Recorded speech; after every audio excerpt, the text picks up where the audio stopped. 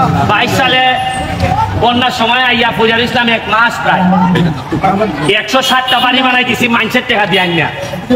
সুনামগঞ্জ, সিলেট এই দুই জেলার 160টা বাড়ি বানাই দিছি।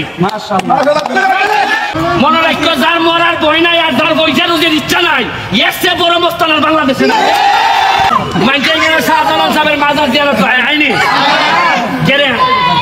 মনে করা হয় যে তাই একজন অলিদের সেরা অলি, তাই সহ 360 জন অলি এখানে তখন না। তারা যদি এত আগাইয়া এই এলাকাটারে চেঞ্জ করতে পারো, তাহলে 360 জন আউলিয়ার বংশধর আমরা যারা আছি, আমরা কেন খালি পারি না? পারি না যে চুরি করতাম, দিতাম না। আমি ভাবছিলাম যে দেখেন তুই নাই করলে এটার যে ফল পাওয়া যায়, করছিলাম সিলেট সুনামগঞ্জের মানুষের লেগে সুযোগ পাইছে লেগে আমার এলাকার মানুষ এমন ভোট দেওয়া দিছে যে বিমানমন্ত্রী ফেল করাই আমি এমপি গেছি।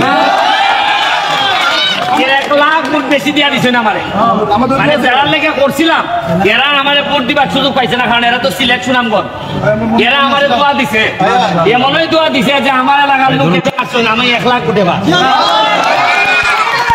এবার আবার নসিরে লই আইছে আজকে সারাদিন সাতক সিলেট বিভিন্ন জায়গা যেখানে ভাঙ্গে টিপে গেছি গা, মানুষের ত্রাণ দিয়া গেছি। এখন কেড়ে দিছি, মানুষে মনে করবো যে তাই মনে হয় এই এমপি মানে আমরা বুঝে লিছি। মানে এখন আমার এলাকা তো ভাঙছে 3 ইউনিয়ন পানির তলে, তা আমি এর একদিন দেই আর একদিন আগে সিলেট সুনামগঞ্জ দেই। নাইলে মানুষে যদি হয় যে দেখো আমরা দোয়াই তাই এমপি হয়েছে ওই অঙ্ক আর দেখা যায়, তাই আর দেখা যায় না, আমরা 5 ব্যবহার হয়ে গেছি গা। যাতে ছোট ফুলাবান যাতে কথা বলতে না পারে আমি তাড়াতাড়ি নেমে আইছি।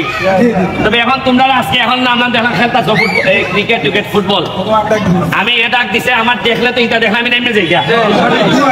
এখন আমি সকালবেলা উঠিয়া ঘুম থেকে উঠে আমার আবার মনে হরণ লাগে যে আরে আমি তো এমপি রে, মানে আমার মনে হয় আমি এমপি না, মনে হয় যে আমার যেমন তার ভাই যেমন স্বপ্ন দেখে উঠছি না, আছে না আজকা স্বপ্ন দেখা যায় রাজা উদির হয়ে গেছি। এরপরে ভাবে আমার মনে হয় যে অত বড় জায়গার এমপি আমি কেমনে হইলাম। কিন্তু একটা জিনিস আমার মধ্যে আছে, এমপি হইবার পর মাত্র 5 মাসে আমার নামে বরাদ্দ হইছে নগদ টাকা না, কিন্তু বরাদ্দ হইছে রাস্তাঘাট বানাইবার লেগে 25 কোটি। কত? আর এমনি চাউল গম ইত্যাদি বিভিন্ন কিছু দিবার লেগে আরো 5 কোটি। কত? আমার এলাকার মানুষ আমি ভাই ভাই বই হিসাব দিতেছি, তোমার টাকা তুমি বুঝতে দাও। আমি যে হিসাব দিই অন্য অনেক এমপি ওদের মাথা নষ্ট। এরা কয় ফুলাটা পাতলা ফুলা এটা খেরে খুঁজে যাইতা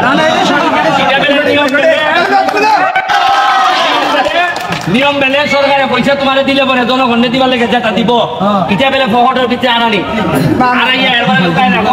আর মারতে গেলে কখন তুই এমপি সাথে কথা বস, আর এমপি সাথে তো মাশাআল্লাহ আরো 4 লাখ মস্তান থাকে। আমি মস্তান তেলে কিলা যাইতো গিয়া হইতো যে ভাই সাহেব আমার ভাই না আমার বাপ নাই।